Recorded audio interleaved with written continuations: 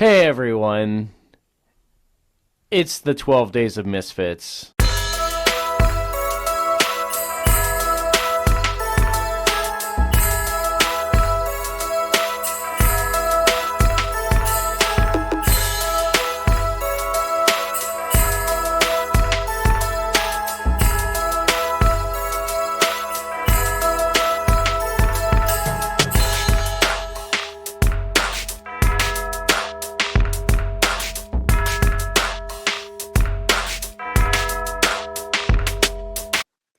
Hey everybody, welcome back. We are in day 3 of the 12 Days of Misfits. Rico is still here and still a willing participant at the moment. He got a half a point yesterday. He's starting to kind of figure out why Joe refused to be my guest and do this. But he's here. We're still going. So go ahead, give us another number. What passage do you want today? Let's go with number 1. We'll go with number 1. So we are in Isaiah chapter 61 today. And I believe we're reading the whole chapter, which sounds like a lot, but I think it's only like 5 or 6 verses, something like that. Okay.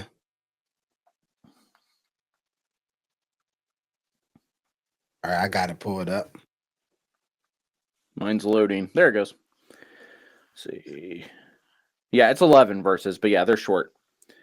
So this is what Isaiah 61 says. The Spirit of the Lord God is on me, because the Lord has anointed me to bring good news to the poor. He has sent me to heal the brokenhearted, to proclaim liberty to the captives and freedom to the prisoners, to proclaim the year of the Lord's favor and the day of our God's vengeance, to comfort all who mourn, to provide those who mourn in Zion, to give them a crown of beauty instead of ashes, festive oil instead of mourning, and splendid clothes instead of despair. And they will be called righteous trees, planted by the Lord to glorify him.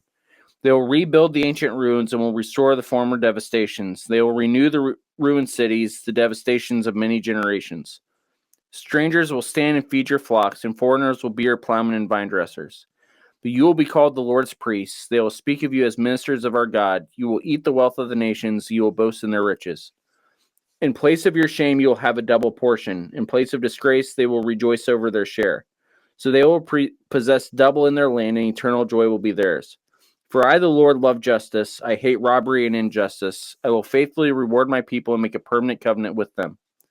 Their descendants will be known among the nations, and their posterity among the people. All who see them will recognize that they are a people of the Lord has blessed. I rejoice greatly in the Lord. I exalt in my God, for he has clothed me with the garments of salvation, wrapped me in a robe of righteousness, as a groom wears a turban, and as a bride adorns herself with her jewels. For as the earth produces its growth, and as a garden enables what is sown to spring up, so the Lord God will cause righteousness and praise to spring up before all the nations. So this is one that, again, you should recognize it, but probably not in relation to Advent and Christmas. Yeah. Okay, hold on. Let me think. All right. Hold on. Let me see which verses I want to go with. He's trying to narrow it down.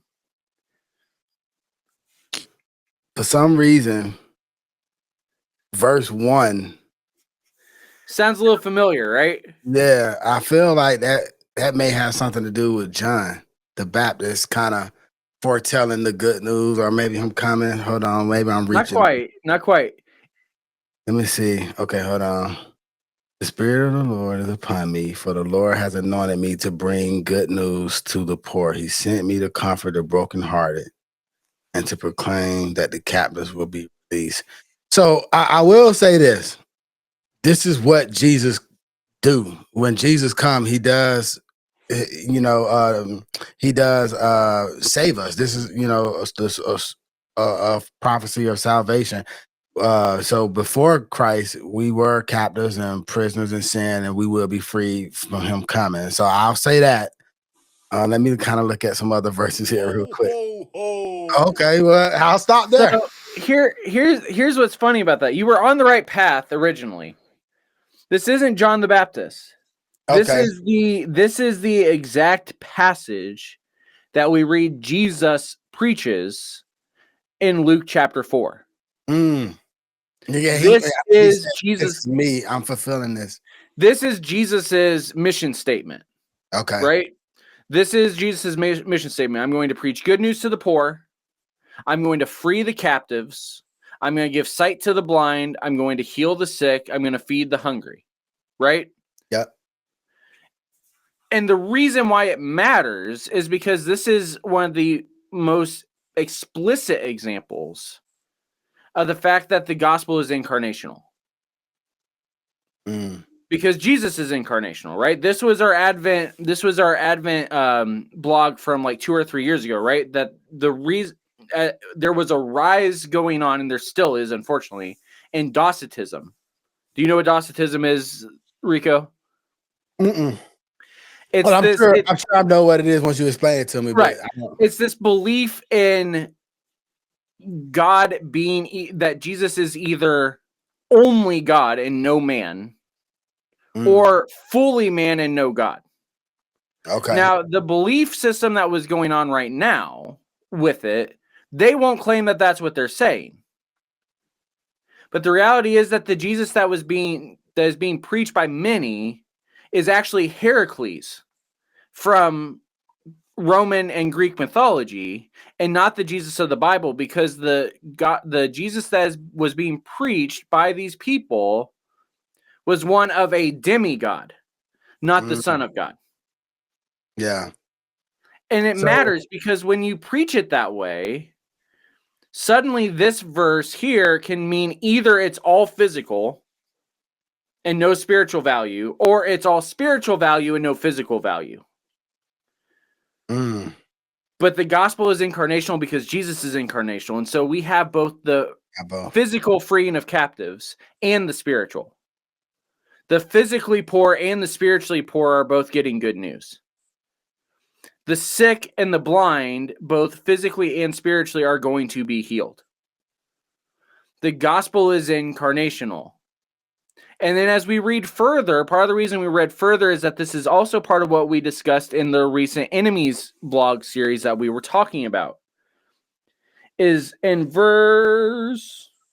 Oh, I lost it.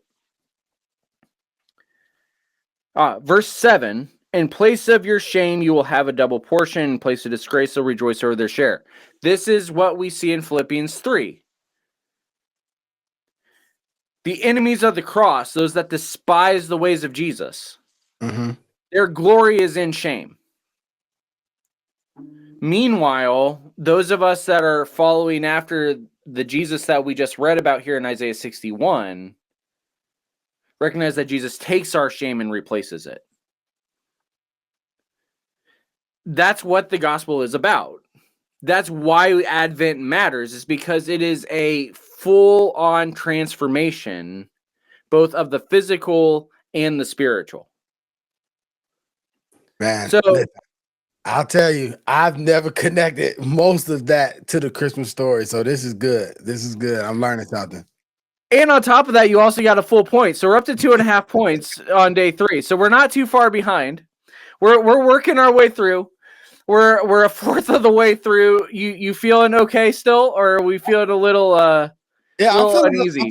I'm feeling okay. I'm feeling like I'm not gonna be able to get it direct on, but I could probably get into the general. So far, I've been able to get into the general vicinity of how this relates to the general vicinity. Yes. Yeah. So we'll see how he does. We're about a quarter of the way through. This has been day 3. Come back tomorrow. See how he does for day 4. All right.